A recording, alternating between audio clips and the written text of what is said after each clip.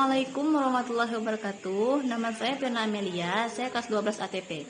Perasaan saya setelah membuat keyakinan kelas bersama Ibu Masliani, saya merasa senang dan dapat pengalaman baru. Biasanya peraturan dibuat oleh guru dan siswa hanya menerimanya saja. Tapi dalam keyakinan kelas, siswa juga dapat berpartisipasi dan membuatnya. Sekian yang dapat saya sampaikan. Terima kasih Bu Masliani. Assalamualaikum warahmatullahi wabarakatuh. Assalamualaikum warahmatullahi wabarakatuh. Perkenalkan, nama saya Muhammad Amiril Husada. Saya dari kelas 12 ATP. Perasaan saya setelah membuat keyakinan kelas bersama Bu Masliani, saya sedikit kaget karena apakah bisa seorang siswa menyampaikan saran untuk peraturan sekolah? Ternyata jawabannya iya, karena guru dan murid memang harus berpartisipasi dalam hal tersebut agar kedepannya sekolah ini menjadi lebih baik. Sekian yang dapat saya sampaikan. Terima kasih untuk Bu Masliani. Assalamualaikum warahmatullahi wabarakatuh.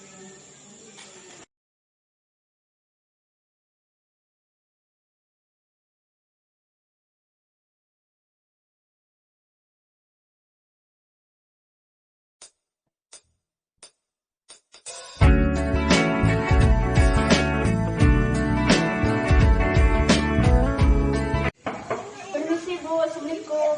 Waalaikumsalam warahmatullahi. Silakan masuk Dila. Ya Dila, silakan duduk.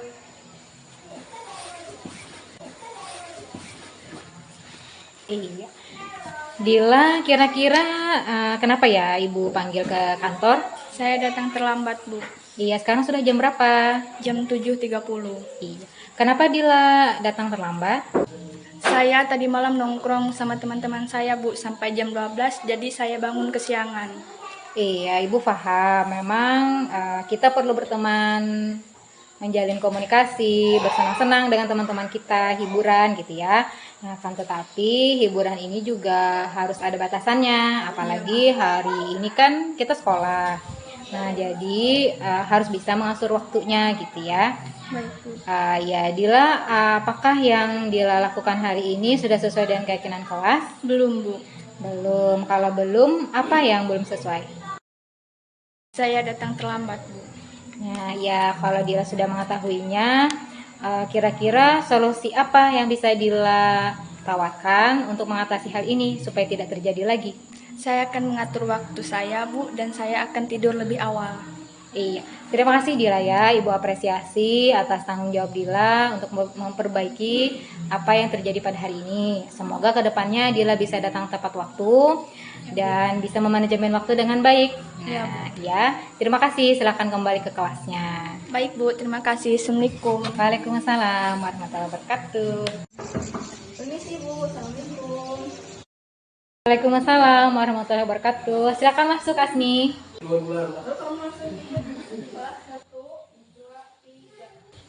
Ya, silakan duduk Asmi. Ya, Asmi, kira-kira menurut kamu kenapa ya Ibu panggil kamu ke kantor? Karena saya membawa HP ke sekolah mungkin, Bu. Kenapa Asmi membawa HP ke sekolah? Karena saya ingin melanjutkan tontonan film saya malam tadi, Bu. Iya, Ibu paham bahwa kita memang perlu hiburan supaya hidup kita tidak stres, tidak melulu mengerjakan hal-hal yang serius gitu ya. Nah, tapi hiburan pun harus ada batasannya. Dan sekarang ada di sekolah, jadi kita harus konsentrasi belajar dulu. Oke, Asmi, Asmi masih ingat keyakinan kelas kita? Masih ingat, Bu? Ya, apakah hal yang sudah Asmi lakukan hari ini itu sudah sesuai dengan keyakinan kelas atau belum? Belum, Bu. Nah, kalau belum, keyakinan kelas yang mana yang belum sesuai? Tidak membawa HP ke sekolah. Iya. Nah, jadi kalau Asmi sudah paham, kira-kira solusi apa yang menurut Asmi untuk dilakukan supaya hal ini tidak terulang lagi? Saya tidak akan membawa HP ke sekolah tanpa seizin guru mata pelajarannya. Iya, baiklah. Terima kasih Asmi ya. Ibu apresiasi tanggung jawab Asmi dalam mengatasi hal ini. Semoga kedepannya tidak terjadi lagi. Dan kalau misalkan Asmi ingin menonton film, bisa di rumah saat pelajaran pekerjaan rumahnya sudah selesai dikerjakan. Baik, terima kasih. Iya, Bu. Terima kasih. Iya, sama-sama. Assalamualaikum. Ya, waalaikumsalam warahmatullahi wabarakatuh. Perkenalkan, nama saya Asmiya Bestari. Pada awalnya, saat saya dipanggil Ibu Masliani, saya merasa takut akan dimarahi. Ternyata, setelah berdiskusi tadi, saya merasa senang sekali karena walaupun saya berbuat salah, saya tidak dimarahi, tapi saya diajak berdiskusi, mencari solusi untuk memperbaiki kesalahan saya, sehingga saya dapat belajar menjadi anak yang bertanggung jawab, mandiri, dan percaya diri. Saya berjanji akan mematuhi keyakinan kelas. Terima kasih Ibu Masliani atas bimbingan dan nasihatnya, Ibu. Perkenalkan, nama saya Dilamia Putri. Perasaan saya setelah dipanggil Ibu Masliani dan diajak berdiskusi, saya senang sekali. Karena walaupun saya berbuat salah, saya tidak dimarahi. Tapi saya diajak berdiskusi mencari solusi untuk memperbaiki kesalahan saya, sehingga saya dapat belajar menjadi anak yang disiplin, mandiri, dan bertanggung jawab. Terima kasih Ibu Masliani atas bimbingannya dan nasihatnya, Ibu.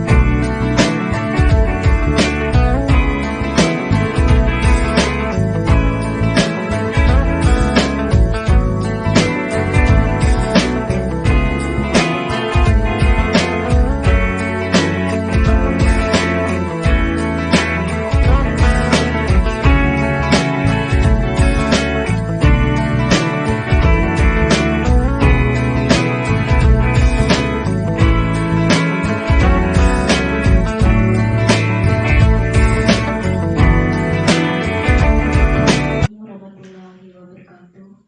Selamat pagi Bapak Ibu guru SMK 1 Gunung Purei, yang mana pada hari ini bisa berkumpul bersama di ruangan kantor SMK 1 Gunung Purei untuk melaksanakan acara diseminisasi budaya positif di SMK Negeri 1 Gunung Purei.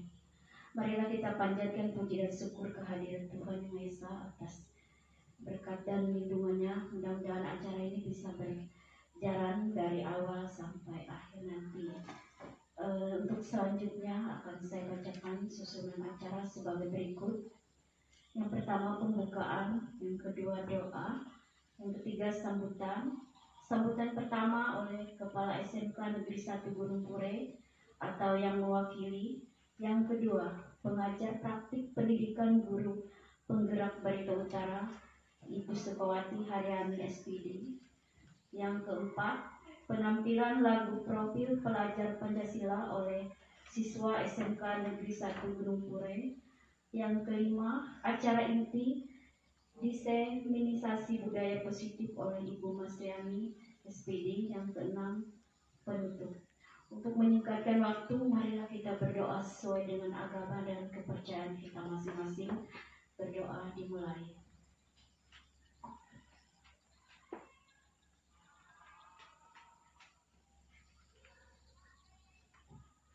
Berdoa selesai.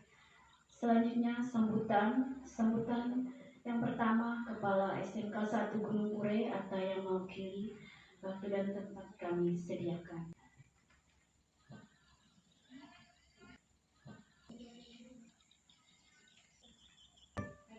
Jadi sebelum kita memulai sesi diseminasinya, kita bernyanyi bersama terlebih dahulu. Terima kasih Guru Fuad yang mau mimpin atau nyanyi bersama? Bersama saja ya. Boleh silakan kita berdiri dulu Bapak Ibu ya. Ya, kita santai saja suasananya.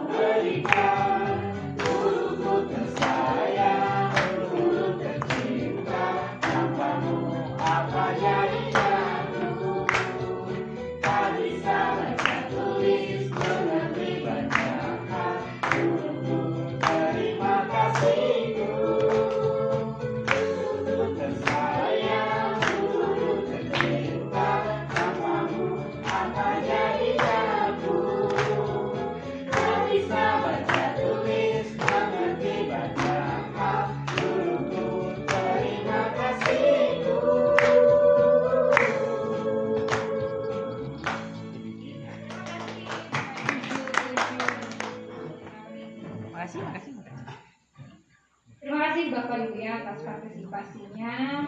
Ya, sebelum kita memulai kegiatan ini, saya ingin mengucapkan apresiasi yang setinggi-tingginya kepada Bapak Ibu yang telah memilih jalan hidup sebagai guru.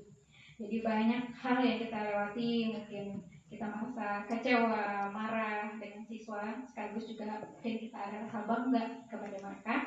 Nah, itulah warna-warni kehidupan seorang guru. Ya, pada hari ini kita akan melakukan diseminasi budaya positif. Diseminasi itu maksudnya kegiatan untuk berbagi wawasan dan pengalaman kegiatan yang sudah dilakukan. Yang pertama, ini tentang perubahan paradigma belajar menurut filosofi KHD. KHD Ki Hajar Dewantara. Nah, jadi ada 5 yang saya pahami dari perubahan paradigma belajar. Yang sebelumnya, mendidik itu adalah menuntun, bukan menuntut. Nah, jadi di sini paradigma yang paling mendasar, dan bagi saya pribadi ini sangat mengubah cara berpikir saya tentang mendidik. Nah, jika dulu mendidik itu kita menuntut siswa harus baik, nilainya harus tinggi sesuai dengan KKM, bagaimanapun caranya, dan terkadang itu juga kita terapkan ke diri kita. Dulu ketika sekolah kita harus bagus gitu ya. Nah, jadi menurut filosofi KHD, mendidik itu adalah menuntun. Jadi menuntun di sini orang siswa itu dia sudah punya potensinya sendiri, kecerdasannya sendiri, tinggal kita yang mengembangkan seperti apa. Dan nanti ada yang disebut dengan pembelajaran berdiferensiasi. Maksudnya setiap orang memiliki kecerdasan yang berbeda-beda, tidak bisa disamakan. Jadi kita hanya menuntun saja, tidak menuntut mereka. Menuntun murid sesuai dengan kodratnya atau penciptaannya, potensi dirinya. Nah, kemudian berikutnya lagi pembelajaran menurut KHD ini adalah menghamba kepada anak. Ini sempat kami kemarin di modul 1.1 sempat berdiskusi dengan kata menghamba. Diksi menghamba di sini seperti apa? Nah, jadi menghamba di sini maksudnya pembelajaran yang kita lakukan itu sepenuhnya untuk kebaikan anak, berpihak kepada anak atau berpihak kepada siswa. Jadi kita merancang pembelajaran, melaksanakan dan mengevaluasinya 100% kita arahkan untuk kebaikan mereka. Kemudian belajar sesuai dengan kodrat alam dan kodrat zaman. Kodrat alam di sini kondisi alam. Misalnya seperti kita di Gunung Purei. Di Gunung Purei ini alamnya banyak rotan misalkan. Kemudian ada sawit, karet. Nah, siswa itu, dan kita sesuai juga SMK ada jurusan agribisnis tanaman perkebunan untuk komoditi sawit. Nah, sehingga mereka pas untuk dibekali life skill atau keterampilan hidup bagaimana mereka misalkan menanam sawit, kemudian memelihara dan berbisnis, misalkan berwirausaha sawit, itu namanya kodrat alam. Atau misalkan selain itu rotan, misalkan siswa nanti diberikan bekal untuk bisa menganyam rotan, membuat rambat, misalkan seperti itu, karena sesuai dengan kodrat alam kita sekarang. Nah, kemudian kodrat zaman seperti apa? Zaman sekarang itu sudah teknologi zaman 4.0 dan ada yang mengatakan sudah zaman 5.0. Jadi sudah terintegrasi semuanya dengan teknologi. Nah, meskipun pada hari ini kita di sini sebenarnya listrik di tempat kita masih belum 24 jam. Jadi sekarang tidak ada listrik, tidak ada akses listrik kita gitu ya, tapi kita berusaha dengan bantuan Genset, koordinasi kolaborasi dengan Wakasapras juga sangat membantu untuk menyediakan fasilitas Genset sehingga kita bisa melaksanakan kegiatan dengan terintegrasi LCD, kemudian laptop, handphone. Nah, itu bagian dari kodrat zaman. Jadi kita mengajar siswa disesuaikan dengan kodrat alamnya dan kodrat zamannya. Karena sekarang sudah terintegrasi teknologi, jadi kita include-kan pembelajaran kita ke teknologi juga. Nah, kemudian belajar sesuai tahap perkembangan. Nah, ini tadi saya sempat mendengar diskusi antara Ibu Wisda dengan Bu Irma tentang kelakuan siswa, ya, sikap siswa. Nah, jadi memang sempat tadi saya dengar bahwa memang siswa ini sedang labil masa-masa pertumbuhan. Ya, jadi memang ada tahap perkembangan yang tidak bisa kita nafikan gitu. Dan untuk siswa kita di umur 14, 17 sampai 19 ini, 20 juga, itu masih namanya tahap wiraga wirama. Nah, jadi mereka masih belum memiliki kematangan emosional lagi. Jadi mereka sering labil, mereka kadang berpikir itu tidak mendalam. Ketika mereka berkata-kata seenaknya saja, semaunya mereka, tidak memikirkan, oh ini orang tersinggung, misalkan ini tidak pantas disampaikan kepada guru, gitu ya. Itu memang ciri khas dari anak yang kita didik saat ini, saat kita berada di SMK, gitu ya. Berbeda ketika kita guru SD. Kalau guru SD itu dia di tahap wiraga. Kalau wiraga itu dia lebih kepada olah fisik. Nah, jadi banyak kegiatan-kegiatan berfisik. Kalau di SMK ini dia lebih kepada pengenalan potensi. Jadi kita membantu mereka mengenal potensi. Kamu ini bagusnya di sini loh. Nah, nanti kamu ini ya, kamu kembangkan ini. Karena tujuan dari pendidikan menurut KHD ini kita memberikan life skill atau keterampilan hidup supaya mereka selamat dan bahagia dalam hidupnya. Jadi mereka bisa berdiri sendiri ketika mereka lulus, mereka bisa bekerja, tidak menjadi beban keluarga, apalagi beban negara gitu ya. Seperti itu. Nah, jadi kita memang itu ciri karakteristik kita. Kata guru SMK, berarti itu yang selalu kita temui. Kadang labil, kadang kita merasa ini sudah kita kasih tahu, kok masih terulang lagi, gitu kan? Kita kadang merasa seperti tidak digubris, seperti tidak dihargai, padahal bukan seperti itu. Karena perkembangan dirinya sendiri itu masih labil, jadi kadang dia lupa. Makanya kita itulah rutinitas kita tadi sebagai di guru SMK. Nah, kemudian juga anak SMK ini levelnya dia masih mencari tambatan loyalitas. Tambatan loyalitas artinya dia masih bingung apakah dia loyal dengan teman-temannya. Makanya mereka kalau bikin geng, kalau mereka satu temannya misalkan diserang gitu ya, yang lainnya membantu, itu bentuk loyalitas. Karena mereka masih bingung loyalitas ke teman, loyalitas ke orang tua, atau loyalitas ke pacarnya, atau loyalitas ke pembelajaran. Itu mereka masih bingung. Kalau bahasa kita zaman dulu mencari jati diri. Dan itu ada faktanya ya. Nah, kemudian berikutnya lagi, belajar itu harus dalam suasana yang menyenangkan. Menyenangkan artinya kita tidak kaku antara guru dengan siswa. Nah, gitu. Kemudian aman dan nyaman. Kemudian sebuah analogi. Nah, di sini KHD itu menganalogikan pendidikan itu guru sebagai petani, murid sebagai padinya. Nah, jadi padi kita sebagai petani itu kan tidak membantu bagaimana buah itu, tidak melukis buah, tidak mencetak buah, tapi kan buah itu pohon padi itu tumbuh dengan sendirinya. Kita cuma menyiapkan kondisi aja. Misalkan kita berikan pupuk, kemudian kasih pengairan, guru-guru produktif ATP sepertinya lebih tahu gitu ya, seperti apa. Nah, itu jadi biarkan dia tumbuh sendiri dengan potensinya. Kalau padi kan dia mungkin berapa bulan, kan dia 6 bulan, berapa bulan kan dia kalau padi itu baru bisa berpanen gitu ya. Berbeda nanti dengan kangkung misalnya, berbeda dengan kacang panjang. Nah, jadi seperti itu. Jadi masing-masing dibiarkan tumbuh berdasarkan potensinya dia. Tidak kita masuk terlalu dalam ke mereka gitu. Jadi membiarkan mereka tumbuh dengan potensinya. Nah, kemudian sekarang kita berbicara tentang disiplin positif. Nah, dalam pendidikan itu supaya terwujud tujuannya harus ada disiplin. Disiplin karena pembelajaran itu suatu proses gitu ya, proses. Nah, disiplin di sini biasanya kita menganggap disiplin itu kepatuhan kepada peraturan. Nah, jadi pokoknya harus patuh. Kita biasanya menganggap disiplin ini hasil akhir dari kepatuhan kepada aturan. Sedangkan menurut KHD, disiplin positif itu adalah adanya motivasi internal atau motivasi dalam diri untuk menetapi nilai-nilai kebajikan universal yang diyakini. Nilai-nilai kebajikan universal itu maksudnya nilai-nilai kebaikan yang disepakati bersama terlepas dari suku, bangsa, agama, dan bahasa. Nah, contoh nilai kebajikan ada beberapa sebenarnya, ini saya bawakan satu saja. Profil pelajar Pancasila yang menjadi ikon, yang menjadi program negara kita. Jadi profil Pancasila itu nilai kebajikannya pertama, beriman, bertakwa kepada Tuhan Yang Maha Esa, dan berakhlak mulia. Nah, jadi sangat salah besar jika ada yang memahami kalau kita misalkan menerapkan kurikulum merdeka artinya bebas gitu ya, bebas tidak hormat kepada guru boleh atau bebas semaunya. Tidak seperti itu. Justru yang paling ditekankan itu adalah nilai kebajikan ini atau budi pekerti, beriman, bertakwa kepada Tuhan Yang Maha Esa, serta berakhlak mulia. Berakhlak mulia ini kepada sesama, kepada guru, orang tua, lingkungan, ya. Kemudian berkemerdekaan global, kebinekaan global. Jadi maksudnya kita respon terhadap budaya luar, tapi tidak meninggalkan budaya dalam negeri kita. menyesuaikan dengan kodrat zaman, kodrat alam tadi. Itu pakai term dari atau istilah dari KHD. Kalau istilah kita biasanya mengikuti perkembangan zaman. Nah, itu sama. Kemudian gotong royong, mandiri, kreatif, dan bernalar kritis.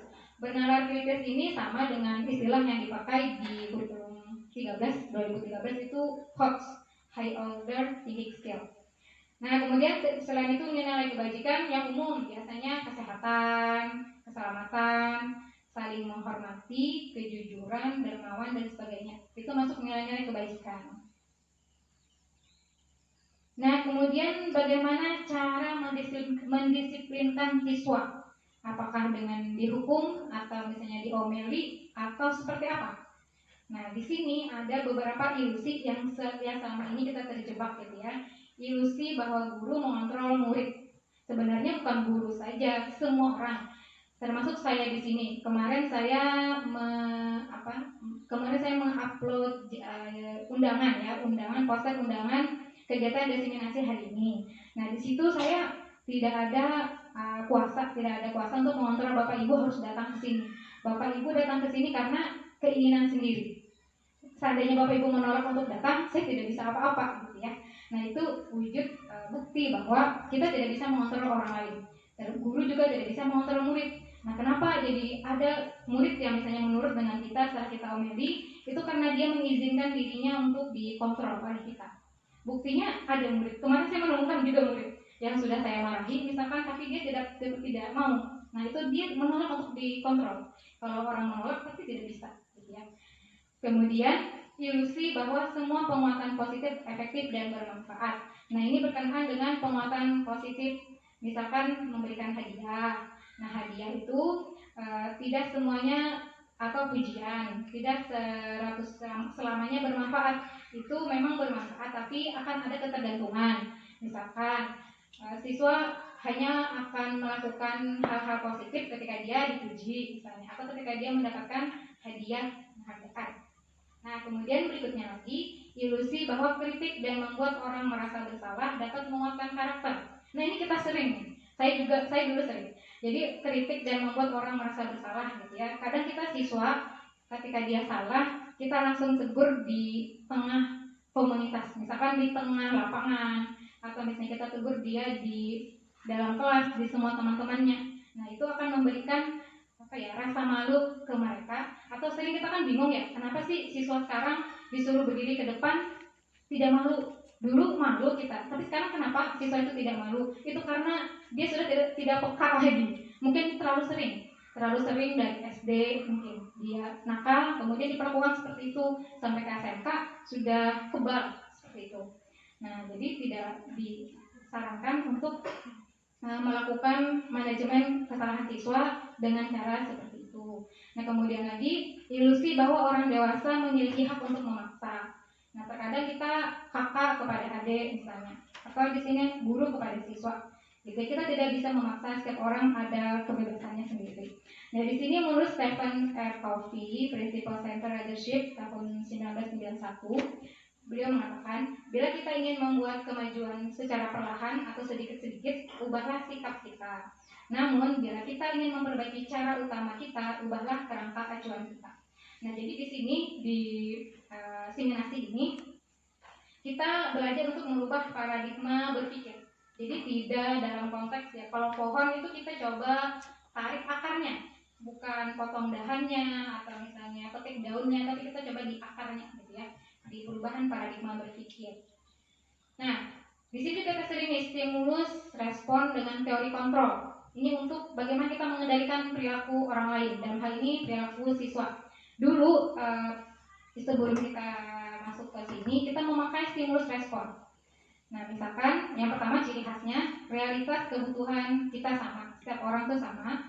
Kemudian ciri khas yang kita memakai stimulus respon gitu ya, semua orang melihat hal yang sama.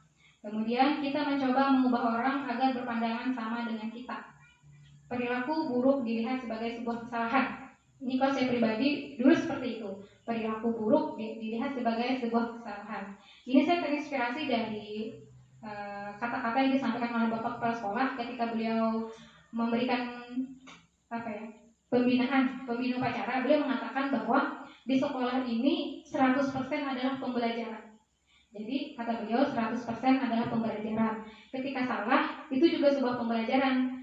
Ketika kesalahan itu dimaknai dengan benar. Artinya kita nanti kita ada belajar tentang restitusi. Restitusi itu bagaimana kita menangani kesalahan, ya.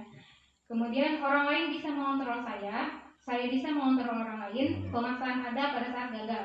Nah, jadi ciri-ciri kita menggunakan stimulus respon dalam sikap kita kepada orang lain ketika kita memaksa, ketika gagal membujuk, kita paksa. Itu artinya kita menggunakan stimulus respon. Kita tidak berhasil membuat orang lain itu bergerak berdasarkan keinginannya pribadi. Nah, itu berarti kita menggunakan stimulus respon. Kemudian berpikir menang dan kalah. Berpikir saya menang, kamu kalah, gitu. Seperti itu. Nah, ketika kita menggunakan paradigma berpikir ini, berarti kita masih di ranah stimulus respon. Kemudian yang dikembangkan ada teori kontrol. Teori kontrol ini seperti apa? Dia menganggap bahwa kebutuhan setiap orang berbeda. Kemudian setiap orang memiliki gambaran berbeda tentang suatu hal. Kita berusaha memahami pandangan orang lain tentang dunia. Artinya kita terbuka dengan pendapat orang lain. Semua perilaku memiliki tujuan. Nah, ini nanti menjadi kata kunci di restitusi yang akan kita pelajari. Semua perilaku memiliki tujuan. Kemudian yang kelima, hanya Anda yang bisa mengontrol diri Anda. Jadi tidak ada orang lain yang bisa kontrol selain diri kita. Yang kita bisa berikan kepada orang lain itu adalah informasi. Termasuk pada hari ini. Misalkan saya menyampaikan hal ini kepada Bapak Ibu, saya tidak bisa memaksa Bapak Ibu melakukan. Hanya Bapak Ibu sendiri nanti yang mengimplementasikannya dalam pembelajaran Bapak Ibu. Kemudian kolaborasi menciptakan pilihan-pilihan baru. Yang berikutnya berpikir menang-menang atau win-win solution. Jadi saya menang, kamu juga menang. Itu teori stimulus respon dan teori kontrol dalam hal mengendalikan perilaku orang lain. Nah, karena ya semua perilaku memiliki tujuan, lalu apa dan untuk apa? Tujuan kita melakukan sesuatu itu apa? Itu terdapat dalam teori motivasi perilaku manusia. Jadi manusia berperilaku itu ada 3 menurut Diane Gosson dalam bukunya Restructuring School Discipline menyatakan 3 motivasi manusia dalam berperilaku. Yang pertama untuk menghindari ketidaknyamanan. Nah, misalnya nih, ketika pada hari ini misalkan Bapak Ibu datang ke acara diseminasi itu karena apa? Apa karena untuk menghindari ketidaknyamanan, saya nggak enak, saya guru tapi saya nggak datang misalnya, atau untuk mendapatkan pujian atau penghargaan. Saya kalau menjadi guru pertama datang, saya senang dianggap guru yang aktif di SMK Gunung Purway, misal. Atau yang ketiga untuk menghargai diri sendiri dengan nilai-nilai yang diyakini. Jadi maksudnya tanggung jawab yang kemarin Ibu sudah sampaikan, menghargai diri sendiri. Kita perlu kita menghargai diri sendiri. Nah, sebenarnya Bapak Ibu, teori budaya positif ini mungkin sudah kita rasakan di keseharian kita. Hanya saja di sini menggunakan istilah-istilah baru. Gitu. Menghargai diri sendiri itu misalkan kita datang ke sini karena kita menyadari kita sebagai guru, kemudian kita ingin meningkatkan kompetensi kita dan kita ingin mendapatkan berbagi wawasan. Nah, kemudian kebutuhan dasar manusia. Kebutuhan dasar manusia ini ada 4. Nah, kesenangan. Pertama, rasa senang. Misalkan ketika siswa kita mengajar di kelas, lalu siswa bermain HP misalkan. Nah, itu kita tanya tindakan setiap perilaku ada tujuannya. Tujuannya bermain HP apa? Dia bilang misalkan karena saya ingin main game, saya suka game. Nah, berarti di situ dia ingin memenuhi rasa senangnya. Nanti kita arahkan, apakah kamu bisa memenuhi rasa senang kamu dengan cara yang lain, atau bisa nggak waktunya itu ditunda? Karena ini waktunya kita belajar misalnya. Oh, ternyata nanti dia bilang, oh bisa, nanti setelah saya pulang sekolah dan sebagainya. Nah, kemudian cinta dan kasih sayang juga bisa. Kebutuhan dasar manusia berupa cinta, ingin mendapatkan rasa cinta dan kasih sayang. Misalnya ada siswa yang dia kurang mendapatkan kasih sayang dari orang tuanya, sehingga meminta perhatian dari guru. Nah, itu bisa. Kemudian kebebasan. Kebebasan ini misalkan siswa ingin bebas, kemudian penguasaan ini kepada kompetensinya. Kompetensi ingin aktif misalkan sebagai ketua OSIS, ingin sebagai ketua, sebagai wakil ketua. Nah, seperti itu, atau dia aktif di berbagai ekskul. Itu masuk bisa ke sana, ingin penguasaan kompetensi. Kalau kebebasan di sini dia ingin menentukan pembelajaran seperti apa yang dia inginkan misalkan. Nah, 5 posisi kontrol. 5 posisi kontrol guru itu ada penghukum, pembuat rasa bersalah, teman, pemantau, dan manajer. Ini coba saya putarkan di YouTube-nya.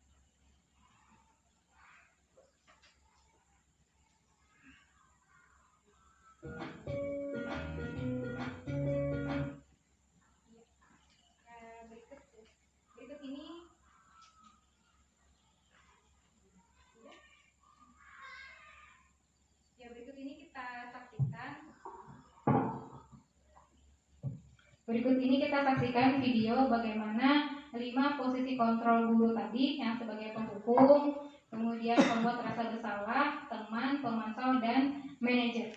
Ketika dia menangani siswa yang terlambat datang ke sekolah, ya.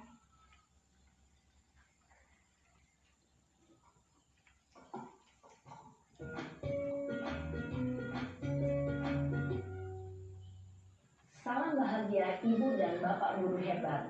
Dalam penerapan disiplin positif restitusi, salah satu program yang dikembangkan adalah 5 posisi kontrol. 5 posisi kontrol dalam restitusi adalah proses perjalanan seorang pendidik agar dapat mengenali dirinya. Pada video kali ini, kita akan membahas tentang 5 posisi kontrol yang dikembangkan oleh Diane Dawson dan contoh penerapannya.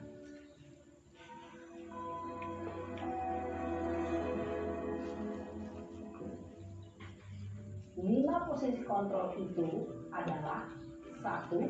Posisi penghukum, 2. Posisi pembuat merasa bersalah, 3. Posisi teman, 4. Posisi pemantau atau monitor, dan 5. Posisi manajer. Untuk lebih memahami kelima posisi tersebut, mari kita saksikan kasus Naren yang terlambat hadir 20 menit di sekolah dan melihat bagaimana kelima posisi kontrol dalam menghadapi masalah tersebut.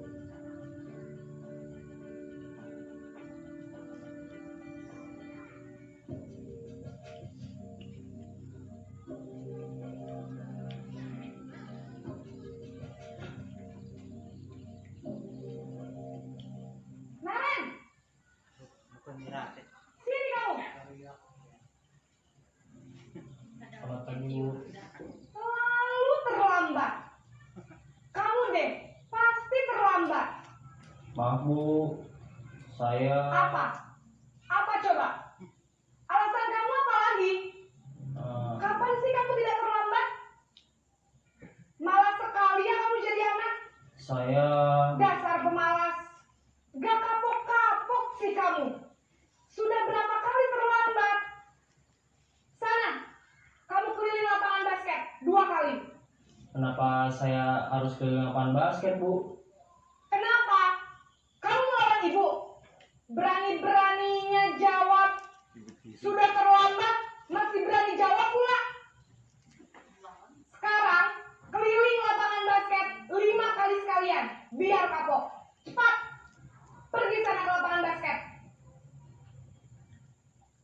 Posisi penghukum biasanya berbicara dengan nada tinggi, menghardik, menunjuk-nunjuk, menyakiti, dan menyindir. Hukuman bisa berupa fisik maupun psikis. Ibu dan Bapak guru hebat, Dampak yang terjadi pada murid ketika guru berada pada posisi penghukum adalah murid cenderung akan memberontak, bahkan menyimpan dendam.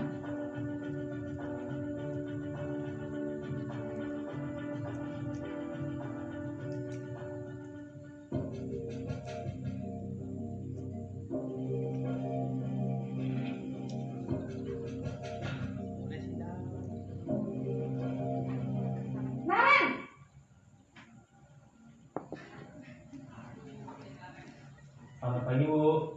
Naren, kamu kenapa terlambat lagi, nak? Ya Tuhan, Naren. Kamu senang ya bikin ibu susah ya? Kalau kamu terlambat lagi, nanti ibu yang ditegur bapak kepala sekolah, nak. Disangka ibu tidak bisa membina kamu. Duh, gimana ini? Maaf, Bu. Duh, Gusti Naren. Kamu suka ya kalau ibu ditegur bapak kepala sekolah? Terus, sekarang ibu harus tulis apa ini di buku absen? Ini kamu sudah sering terlambat loh. Ibu harus apa coba? Maaf, Bu. Maaf sekali. Ya sudah, lain kali jangan bikin ibu susah lagi ya nak ya. Ibu tidak akan kuat lagi kalau kamu begini terus. Bisa jantungan kalau ibu ditegur bapak kepala sekolah. Sana cepat kelas. Maaf ya, Bu. Maaf sekali. Posisi pembuat rasa bersalah berbicara dengan nada tenang, cenderung lembut. Namun kata-kata yang diutarakan membuat murid merasa menjadi orang yang gagal, memandang buruk dirinya sendiri, merasa tidak berharga, dan tidak sanggup membahagiakan orang lain. Ketika guru mengambil posisi pembuat rasa bersalah, murid akan menganggap dirinya yang bersalah dan ia akan menyimpan emosi negatif tersebut di dalam dirinya.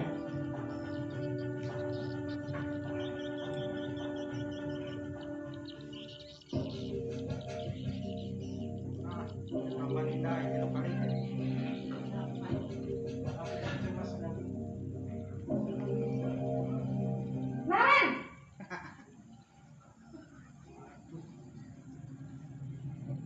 Selamat pagi, Bu. wah, sudah jam berapa ini nak? Terlambat lagi ya sayang. Iya, Bu. Habis ibu saya lupa bangunkan saya, Bu. Kamu malah menyalahkan ibu kamu. Kamu bukannya anak yang larinya paling kencang. Kok terlambat sih? Iya, Bu. Saya memang terlambat bangun tadi. Jadi, biarpun saya lari kencang, tetap gak kekejar, Bu. Ya sudah sana. Nanti lain kali larinya lebih kencang lagi ya. Biar gak terlambat lagi. Bikin seneng ibu. Demi ibu. Bisa kan? Bisa lah, Bu. Ya sudah sana masuk kelas. Ibu beresin urusan absen kamu. Kamu ini ada-ada saja.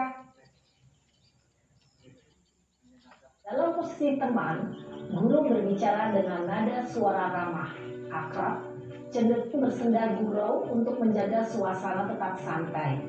Murid akan merasa senang, aman, dan akrab dengan guru. Identitas yang tercipta adalah identitas sukses atau berhasil. Namun, perlu diingat, karena ini masih dorongan eksternal, maka ada faktor ketergantungan dari murid kepada orang tertentu. Di sini guru absennya, sehingga di lain waktu murid bisa berperilaku baik, namun hanya kepada orang-orang tertentu saja.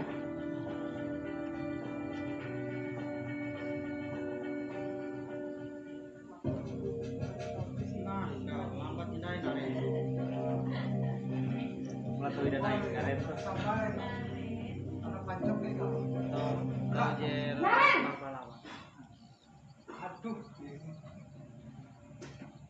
Selamat pagi, Bu. Naren, apa peraturan sekolah kita tentang jam berapa kita harus masuk sekolah, nak?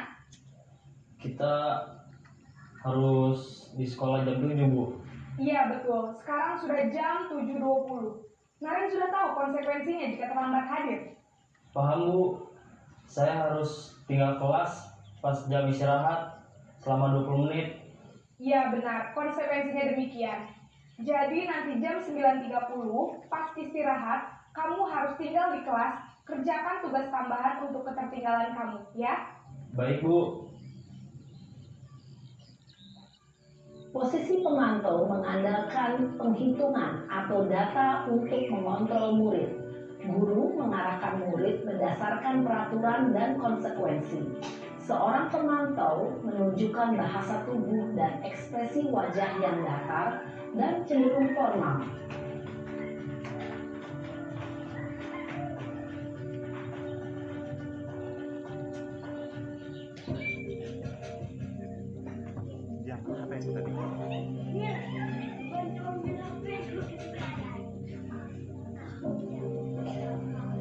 Naren!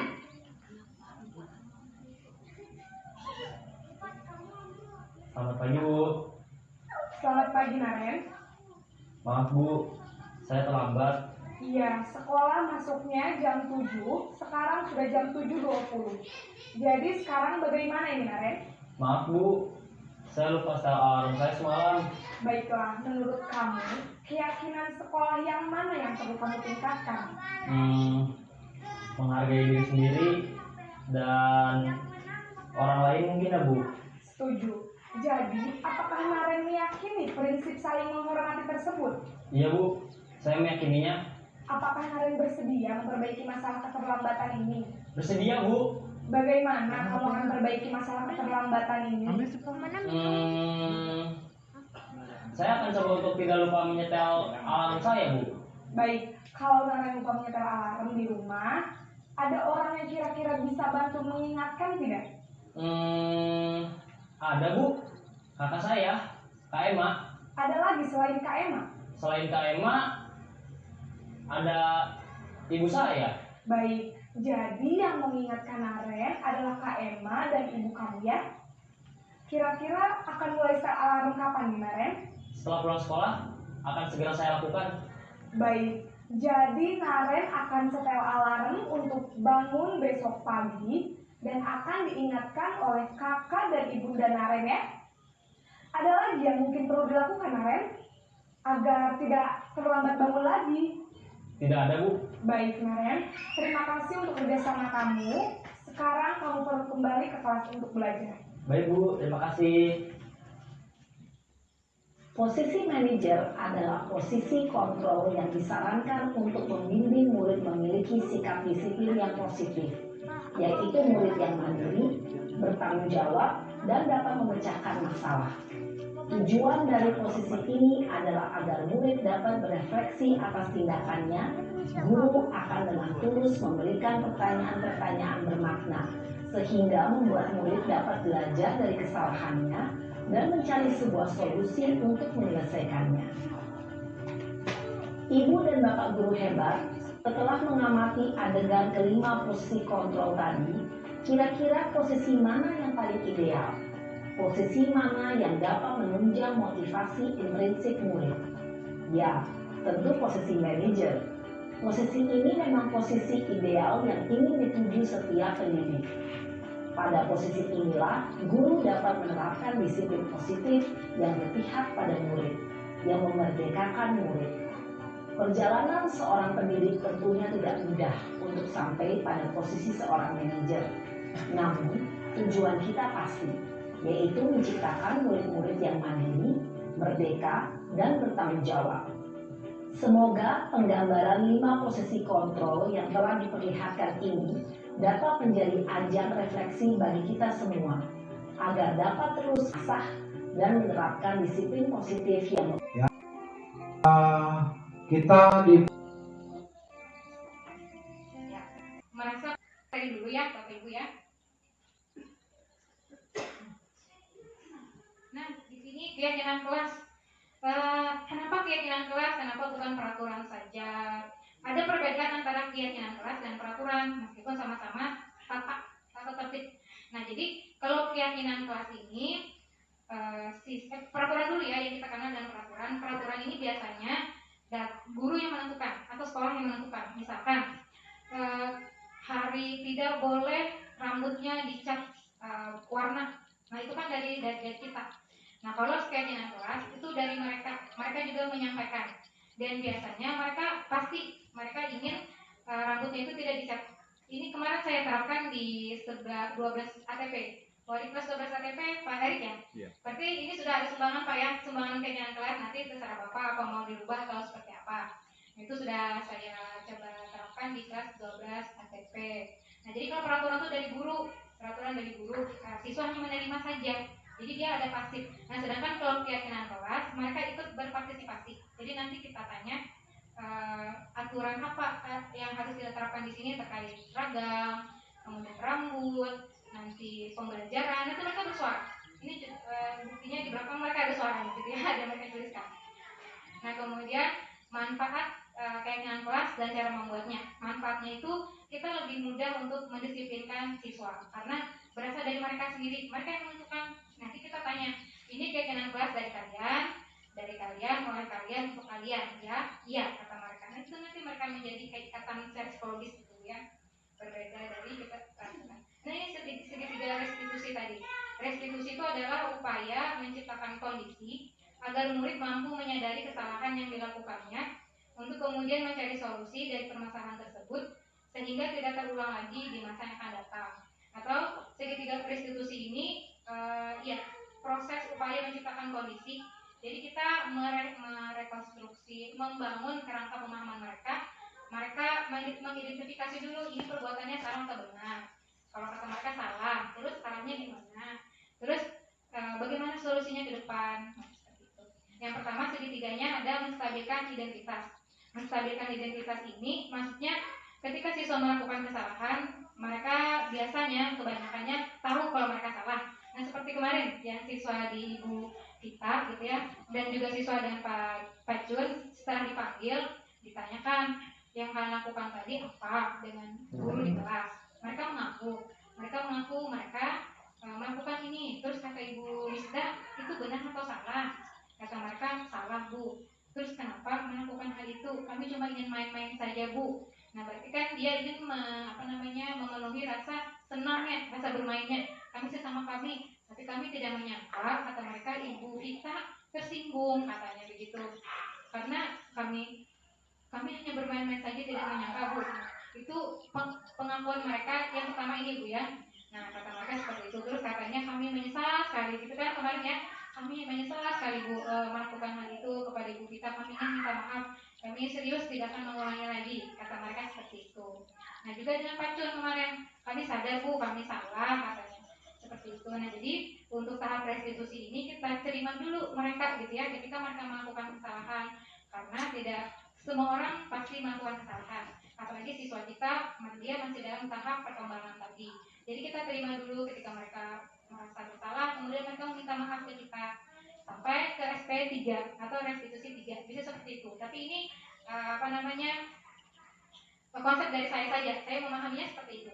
Segitiga restitusi, karena tidak bisa dinafikan juga. Ada siswa yang kadang dia cuma menyampaikan sekedar berbicara saja, tapi tidak dilakukan. Ada.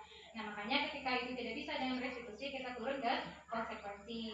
Untuk posisi kontrol penghukum dengan pertama pembuat rasa bersalah itu terkategori ke identitas gagal. Maksudnya artinya siswa di sini dia belum bisa membangun konstruksi positif dalam dirinya, tidak tergambar di dia cuman jadinya posisinya jatuhnya stimulus respon tadi. Ketika dia terlambat dia pasti dihukum. Saya kalau terlambat pasti dihukum. Saya membawa HP pasti dihukum. Seperti saja pemikiran mereka tidak ada bangunan. Kalau saya harus seperti ini belum ada. Nah, jadi di situ. Kemudian kalau posisi sebagai teman ini terkategori posisi kontrol yang positif atau sukses. Tapi dia akibatnya nanti hanya pada guru-guru tertentu saja.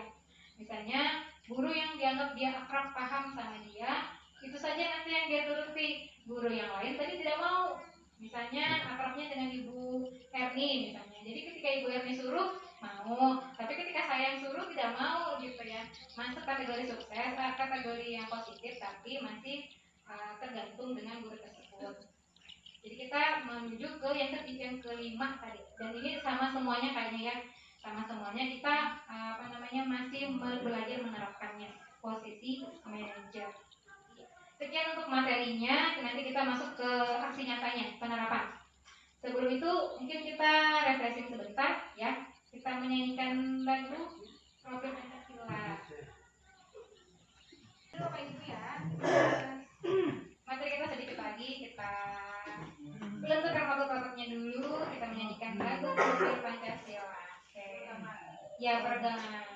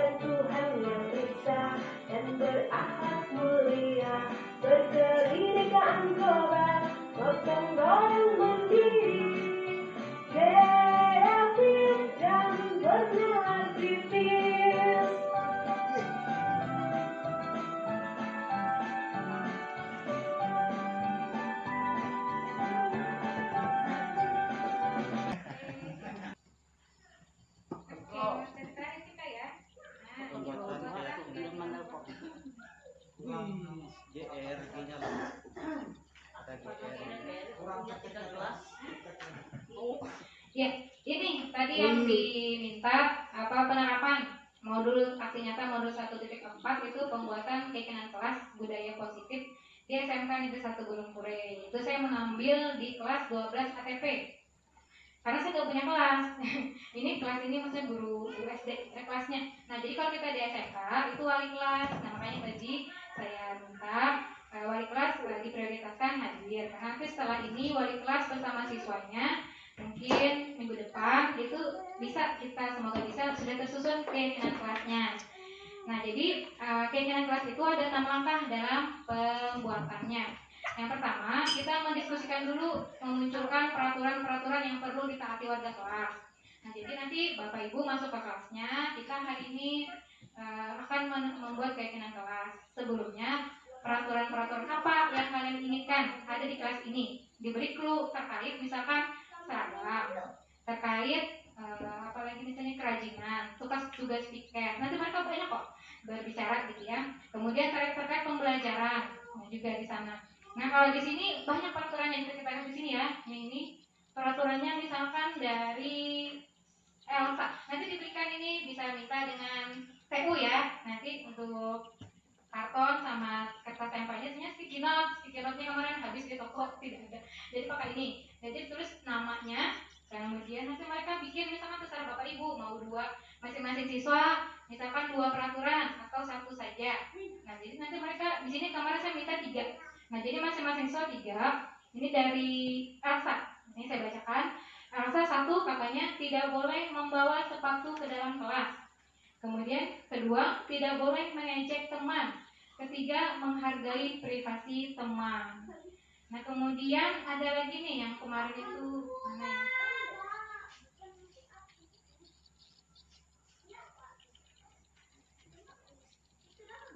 Nah, ini peraturan dari Muhammad Tamsil. Ini kemarin heboh nih. Dilarang terlambat datang ke sekolah. Terus tidak diperbolehkan membuli sesama teman. Yang ketiga, dilarang berpacaran sesama teman satu kelas maupun satu sekolah. Jadi mereka heboh banget di situ. Kemudian juga ada dari peraturan dari Sabil Sakit. Kemarin diperbolehkan membawa HP. Jadi mereka minta HP-nya dibawa. Nah, jadi teman-teman diarahkan karena kan kita HP dia bisa digunakan untuk pembelajaran. Nah, seperti itu. Mereka bebas di sini. Ada juga untuk pembelajaran. Nah, di sini ada dari Anita, katanya guru lebih teliti untuk memperhatikan murid agar bisa mengetahui siapa saja yang melanggar peraturan di sekolah. Nah, itu peraturan-peraturan yang dimunculkan oleh mereka. Nanti Bapak Ibu yang mengirimnya apa peraturan yang kalian inginkan tentang kuku atau tentang rambutnya ada nih. Dilarang menggunakan kalung dan gelang untuk siswa laki-laki kata mereka. Nah, kemudian dilarang rata-rata di sini ya untuk di kelas 12 12 ATP itu seperti itu. Jadi tata rambut, kehadiran. Nah, termasuk juga ini nanti ketika keinginan kelas itu sudah dibuat, Bapak Ibu guru mapel itu harus melihat keinginan kelas mereka. Jadi ketika sudah ditempel, sudah jadi, dilihat kalau mereka misalkan begini, dilarang memakai sepatu di kelas. Nanti ditanyakan, ini untuk guru apa siswa? Oleh wali kelasnya ketika pembuatan. Kata mereka untuk guru dan siswa, Bu, tidak boleh membawa sepatu. Nah, berarti kita sebagai guru mapel harus menghormati itu. Jadi tidak untuk kelas 12 KTP misalnya gurunya semua guru lepas sepatu, gitu ya. Nah, jadi pertamanya kita memunculkan peraturan dulu. Terserah mereka apa peraturan mereka. Senyeleneh apapun tetap dihargai, tapi biasanya jangan nyeleneh banget gitu ya. Mereka tetap ada dan kita hargai itu karya mereka. Nah, seperti ini adalah karya. Nanti kita pembelajaran, model pembelajaran ada begini. Kita tempelkan nanti di kelas. Kemudian setelahnya mengubah peraturan-peraturan menjadi kalimat yang lebih positif. Nah, ini kemarin yang kedua. Setelah mereka bikin seperti ini, kan ada kata tidak boleh, jangan, dilarang. Nah, itu dihilangkan. Dibikin kalimat yang positif. Jadi misalkan tidak boleh membawa sepatu ke dalam kelas. Berarti kalimat positifnya meletakkan sepatu di luar ruangan. Seperti itu. Jadi kita ubah ke positif dulu sehingga pemikiran kita menjadi positif gitu. Kemudian tidak boleh ribut di kelas misalnya. Berarti kalimat positifnya menjaga ketenangan di dalam kelas. Kemudian mereka banyak situ, tidak boleh membuli, tidak boleh menghina. Nah, kata positifnya kita ubah menjadi saling menghargai dan menghormati sesama teman dan guru. Nanti dibikin setelah tempel ini kita tulis, kita yang menulis, siapa yang tulis. Nanti ya. Kemudian berikutnya lagi sudah semuanya, ini dikategorikan saja, tidak semua peraturan nih. Kalau misalnya 10, kemarin ada berapa 15 siswa kali 3 sampai 50-an peraturan. Tapi kalau sudah kita baca, nanti terkategori yang mana gitu. Misalnya kayak kemarin ada mereka bermasalah, ada siswa yang pacaran. Katanya mengganggu pemandangan. Kenapa kalian ingin ditertibkan siswa berpacaran gitu? Mengganggu pemandangan, Bu. Nah, harus seperti apa kata-katanya? Dilarang berpacaran, berarti kalau positifnya boleh berpacaran lah, Bu, katanya. Jadi gini saya giring seperti ini. Kalau itu kan pacaran itu hubungan pribadi atau ini publik yang pribadi. Nah, berarti kalau pribadi itu harusnya ranah pribadi. Jadi berarti apa? Kemana nih nilai kebajikannya? Kesopanan. Berarti menjaga kesopanan interaksi. Nah, itu nanti. Setelah kalimatnya dirubah positif, kemudian menyarikan peraturan menjadi nilai-nilai kebajikan kayak tadi. Disarikan. Misalkan mereka bilang dilarang berpacaran di kelas. Nah, berarti itu nilai kebajikannya apa? Gitu kan? Sopan, tidak sopan, gitu ya, kesopanan. Misalnya lagi nih, di sini ada peraturan dari Amelia. Tidak boleh merokok di jam sekolah katanya. Nah, tidak boleh merokok. Kemarin saya membuat peraturannya itu menjaga kesehatan di luar dan di jam sekolah. Gitu. Kemudian nilai kebajikannya apa? Di tidak merokok. Kira-kira apa Bapak Ibu nilai kebajikan? Kesehatan, ya. Kesehatan. Nah, itu bisa. Kesehatan ya. Kemudian berikutnya lagi tidak memakai sandal ke sekolah. Tidak memakai sandal ke sekolah itu disiplin bisa, komitmen, tanggung jawab juga bisa. Itu nilainya. Nilai kebajikan kita keluarkan nanti. Jadi nanti kita lihat profil kelas ini apa, endingnya. Jadi nilai-nilai kebajikannya dikeluarkan dari situ. Dikeluarkan dari kalimat ini yang diinginkan apa. Bisa kesehatan, keselamatan, disiplin, saling menghormati tadi ya. Terus berdiskusi mengenai gambaran perilaku yang mencerminkan keyakinan kelas. Jadi gambaran perilakunya ini nanti tampak seperti dengan tidak tampak seperti. Misalnya keyakinan kelas kita adalah menjaga keindahan kelas. Berarti yang tidak mencerminkan keinginan kelas kita adalah membuang sampah sembarangan. Misalnya itu dijelaskan juga, divisualisasikan. Bisa masing-masing siswa nanti diminta partisipasinya yang diinginkan ketika membuat keyakinan kelas, suasananya itu akrab gitu ya antara guru dengan siswa supaya mereka tidak takut dengan kita, bisa dengan ice breaking, bisa games atau nyanyi, nari sebagainya ya. Kemudian setelah itu baru kita tentukan berdiskusi mengenai peran seluruh warga kelas. Nah, nanti misalnya menjaga kebersihan kelas itu tugas siapa? Guru apa siswa? Guru dan siswa kata mereka. Kemudian misalkan di sini menjaga kesehatan. Itu tugas siapa? Guru atau siswa? Guru dan siswa. Itu mereka jawab nanti. Kemudian misalnya lagi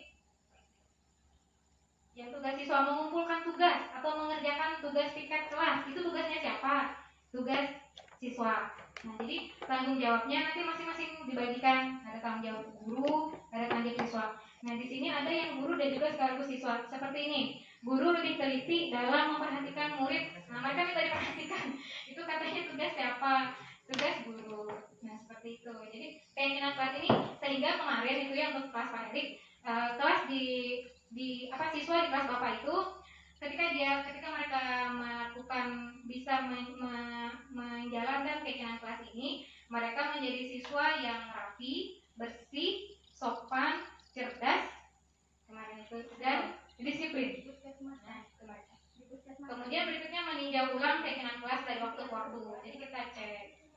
Nah, ini kemarin langkah satunya berdiskusi dulu, kemudian membuat peraturan. Jadi sudah mereka tempel peraturannya, kalimat yang positif gitu ya.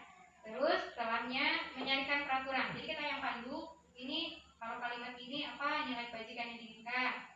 Nah, terus berikutnya lagi berdiskusi mengenai gambaran perilaku. Lalu setelahnya berdiskusi peran tadi, berbagi peran yang mana tugas mana tanggung jawab guru dan siswa. Nah, dari kemarin itu ya, yang hasil sharing keinginan kelas, jadi mereka menginginkan bahwa ini Bu, yang diterapkan peraturan jangan kami saja katanya, tapi guru juga. Kami disuruh aktif, guru juga aktif. Kami disuruh datang tepat waktu, guru juga harus datang tepat waktu, katanya seperti itu. Dan itu selaras dengan konsep KHD gitu ya, bahwa guru adalah teladan. Jadi kita menjadi posisi sentral dalam pengembangan dan pembentukan karakter siswa. Ini ya, meninjau ulang yang kelas. Jadi semua mereka bekerja sama. Nah, ini saya minta kemarin testimoninya. Assalamualaikum warahmatullahi wabarakatuh. Nama saya Firna Amelia, saya kelas 12 ATP. Perasaan saya setelah membuat keyakinan kelas bersama Ibu Masliani, saya merasa senang mendapat pengalaman baru. Biasanya peraturan dibuat oleh guru dan siswa menerimanya saja. Tapi dalam keyakinan kelas, siswa juga dapat berpartisipasi dan membuatnya. Sekian yang dapat saya katakan. Terima kasih Bu Masliani. Wassalamualaikum warahmatullahi wabarakatuh. Assalamualaikum warahmatullahi wabarakatuh. Perkenalkan, nama saya Muhammad Amiril Husada. Saya dari kelas 12 ATP. Perasaan saya setelah membuat keyakinan kelas bersama Bu Masliani, saya sedikit kaget karena apakah bisa seorang siswa menyampaikan saran untuk peraturan sekolah? Ternyata jawabannya iya, karena guru dan murid memang harus berpartisipasi dalam hal tersebut agar kedepannya sekolah ini menjadi lebih baik. Sekian yang dapat saya sampaikan. Terima kasih untuk Bu Masliani. Assalamualaikum warahmatullahi wabarakatuh. Nah, jadi begitu ya Bapak Ibu respon dari siswa kita. Saya agak gimana mendengar yang kata Amir itu, katanya apakah bisa guru siswa ini juga berpartisipasi dalam bikin peraturan katanya. Jadi mereka tuh seolah-olah kayak memang apa ya, kita yang aktif, mereka sebagai pasifnya begitu. Kasihan juga ya. Padahal mereka punya intelektualitas juga untuk berpikir, kan. Nah, jadi di keyakinan kelas kita ajak mereka sebenarnya inginnya seperti apa. Tentu saja tidak semua keinginan mereka kita turuti. Misalnya mereka maunya main-main, maunya gini, itu kan kita arahkan gitu ya. Nah, kalau ini restitusi Bapak Ibu ya, ini singkat saja, langsung ke ekspertasi. Saya ambil contoh, ini sebenarnya kalau ini sebenarnya tugas ilustrasi sebenarnya. Tapi kalau yang nyatanya kalau tadi yang saya lakukan ke kelas 10 TKR, kalau ini contoh permasalahan siswa saja. Jadi ini saya ambil Dila dan Asmi ceritanya. Jadi Dila terlambat datang ke sekolah karena begadang nongkrong bersama teman-temannya. Asmi membawa handphone ke sekolah tanpa seizin guru mata pelajaran. Jadi bagaimana restitusinya? Seperti ini.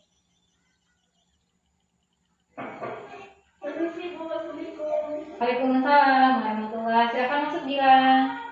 Keren. Ya Dila, silakan duduk.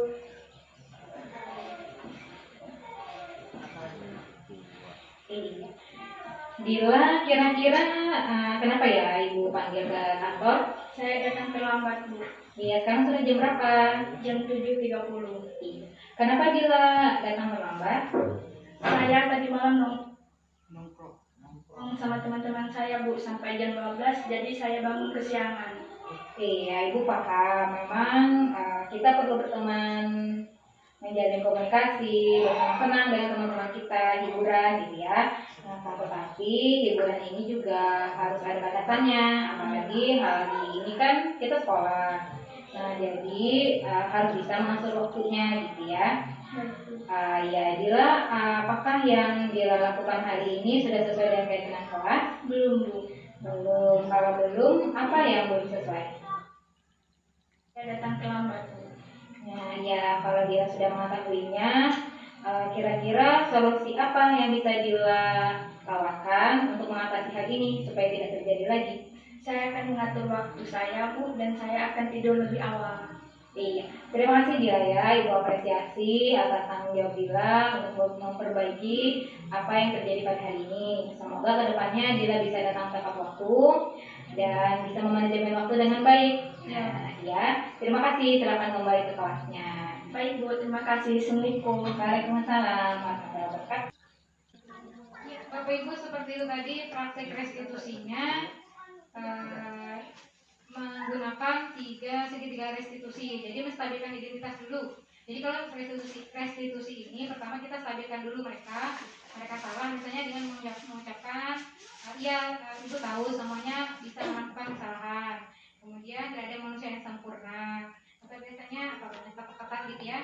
Ibu Mustani sudah melakukan restitusi meskipun namanya bukan restitusi tapi istilahnya baru kan, tapi sudah dipraktekkan. Itu semacam kayak layanan BK sebenarnya, kayak BK, makanya kita kayak coach gitu, konseling ya betul. Jadi seperti Nama saya pada awalnya saat saya dipanggil ibu Masliani, saya merasa takut akan dimarahi. Ternyata setelah berdiskusi tadi, saya merasa senang sekali karena walaupun saya berbuat salah, saya tidak dimarahi, tapi saya diajak berdiskusi, mencari solusi untuk memperbaiki kesalahan saya, sehingga saya dapat belajar menjadi anak yang bertanggung jawab, mandiri, dan percaya diri. Saya berjanji akan mematuhi keyakinan kelas. Terima kasih Ibu Masliani atas bimbingan dan arahannya Ibu. Jadi kita ingin wujudkan di restitusi ini, siswa itu ketika dia salah, dia tidak langsung pasti aku ini dimarahi gitu, atau pasti ini. Nah, itu yang harus kita rubah dengan restitusi. Jadi ketika dia salah dipanggil gitu ya, kemudian nanti kita konstruksi, kita bangun kerangka berpikir positifnya sampai mana seefektif mana kita coba dulu ya kan. Saya juga masih mencoba Bapak Ibu. Memang kita ketika siswa itu berkelakuan yang tidak berkenan di hati kita tuh, rasa ingin marah itu pasti gitu ya, rasa langsung aja pengen rasa apa gitu ya rasanya. Nah, cuman kita harus menahan, berikan jeda katanya itu, berikan jeda pada setiap peristiwa. Nah, jadi kita berikan jeda, kita tahan dulu. Nah, ada juga nanti mungkin Bapak Ibu bisa dilihat gitu ya, mungkin saya kirim juga nanti materi tentang otak. Jadi di CGP ini juga diajari tentang otak. Jadi otak kita itu ada 3. Ada otak yang kalau tidak salah ya, jangan dicek, otak reptil ya. Otak reptil itu dia responnya cepat. Jadi ketika kita mendapatkan hinaan, kita tuh pengen balas hina gitu ya. Kita dapat kelakuan yang tidak menyenangkan, kita mau balas juga hal yang sama. Nah, itu otak respon cepat. Nah, kita diajak untuk mengalihkan respon kita pada otak luhur atau otak berpikir, di mana kita meredam dulu emosi kita, baru nanti kita cari solusinya pelan-pelan. Ya, demikian yang bisa saya sampaikan dalam acara diseminasi ini. Silakan jika Bapak Ibu ada yang ingin memberikan umpan balik atau sharing atau bertanya dan sebagainya. Kita masih ada waktu 15 menit. Silakan.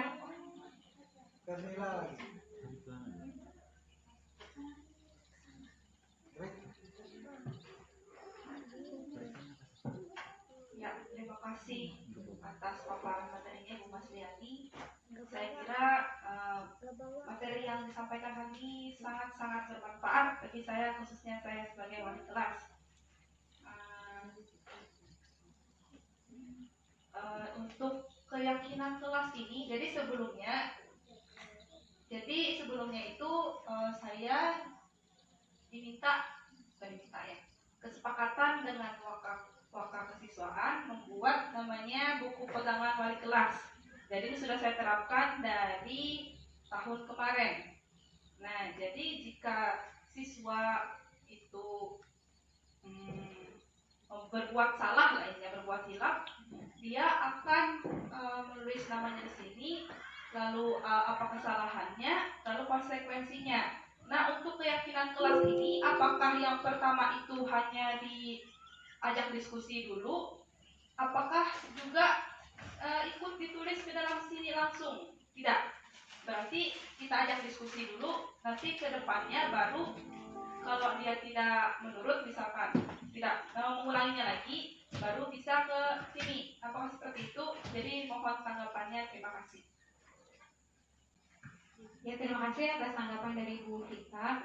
Jadi tadi tentang buku jurnal wali kelas, gitu ya, jurnal wali kelas yang berisi catatan kesalahan siswa. Nah, di situ menggunakan buku jurnal kelas artinya kita memakai posisi kontrol sebagai pemantau atau konsekuensi dan masih terkategori identitas sukses. Hanya saja tadi dari luar, masih dari luar. Kalau dia dihukum, kalau dia mendapatkan konsekuensi ini, baru dia taat gitu kan, peraturan, patuh pada nilai-nilai kebajikan. Nilai-nilai kebajikan ini maksudnya adalah karakter sebenarnya, sama juga sih karakter yang ingin kita munculkan ke siswa. Nah, makanya ini berkaitan sebenarnya dengan visi sekolah ya, nanti kita bahas itu. Nah, kemudian tadi berkaitan dengan apakah maksudnya kesalahan siswa, ketika siswa salah apakah langsung ditulis di buku konsekuensi gitu ya.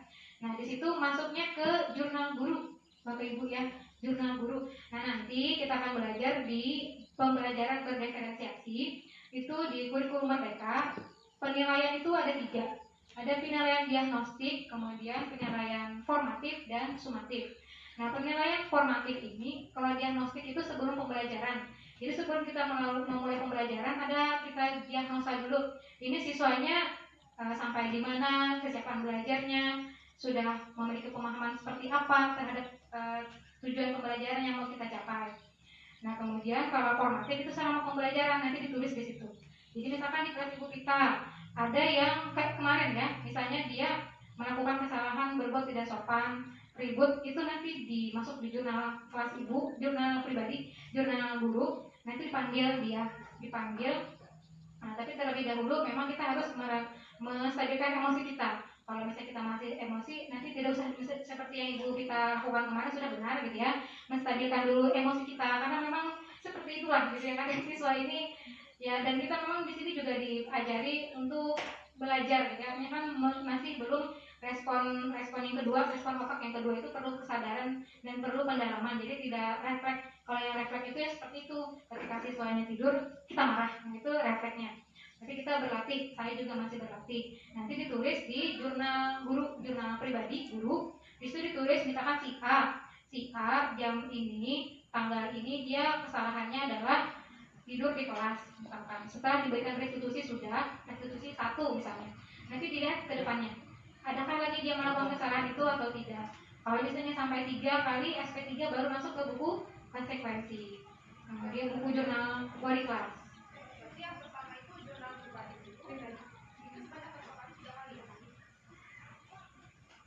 Tapi yang 3 kali itu konsep saya saja, karena kan biasanya SP itu ada 3. Nah, terserah wali kelas semuanya dibebaskan aja. Kalau misalnya wali kelas cukup 1, ya nggak apa-apa. Macam-macam nih, ada yang misalkan karena namanya walaupun memang bikin sakit hati, tapi kan ada yang bilang misalkan sering membolos. Nah, itu tuh apakah dia masuk ke jurnal pribadi dulu apa langsung ke sini? Boleh saya tidak apa yang terjadi berat dari tingkatannya dari yang ribut ribut.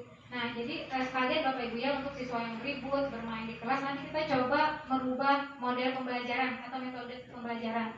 Coba nanti bikin kayak tugas-tugas kelompok yang ada karyanya, makanya project based learning atau problem based learning.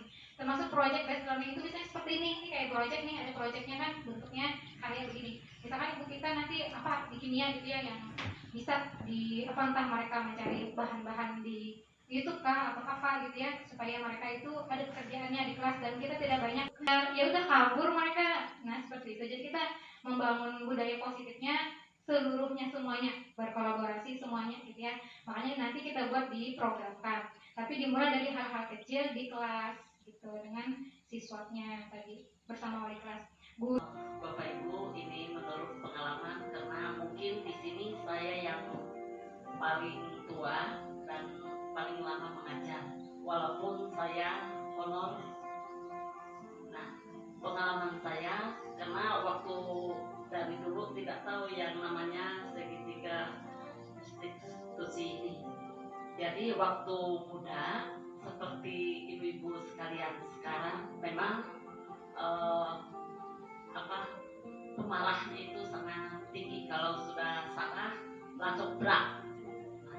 Setelah saya mempunyai anak sendiri dan melihat karakter anak, karena kebetulan anak saya 3 orang, laki-laki dan perempuan, dari situlah awalnya saya belajar. Dari melihat karakter anak saya di rumah seperti apa, karena pada intinya waktu sekolah kuliah dulu kan ada pembelajaran kita tentang bagaimana mendidik dan membina anak. Jadi kalau kita didik anak kita di rumah dengan baik, otomatis di sekolah pun kita harus seperti itu. Karena orang tua menyerahkan anak kita, anak mereka ke sekolah supaya dididik dan dibina. Setelah saya ke depan kesini-sininya dan jadi wali kelas dan juga dipercayakan mendampingi guru BK di Bukit Sawit, khususnya karena Bukit Sawit siswanya hampir 400 lebih.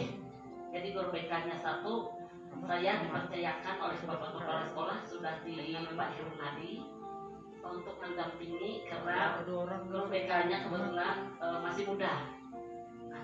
Di sana saya banyak mendapat pengalaman dan wali kelas sampai saya pindah ke sini pun saya menjadi wali kelas.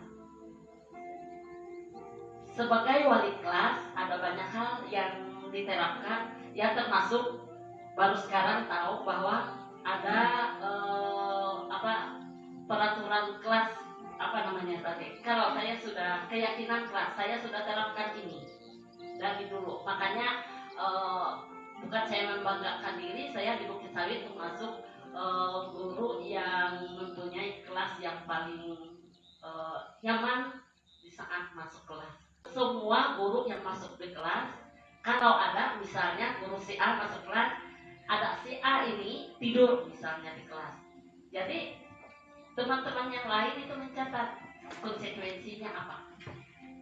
Nah, itu. Jadi saya sebagai wali kelas cuma mengiyakan dan meluruskan. Jadi siswa yang punya ide dan masukan, dan mereka juga yang membuat catatan tersebut dan ditempelkan di kelas. Sampai saya pindah kemarin ada foto saya anak-anak dan grup, sampai sekarang mereka tidak akan mau membubarkan grup, saya masih tetap di sana. Jadi saya tahu mereka di sana sampai lulus. Itu salah satu. Kemudian kalau pelanggaran itu memang pertama saya itu tidak pernah langsung mencatat di buku dosa. Kalau saya sampai sekarang menyebut di buku dosa. Saya sebagai anak. Bagaimana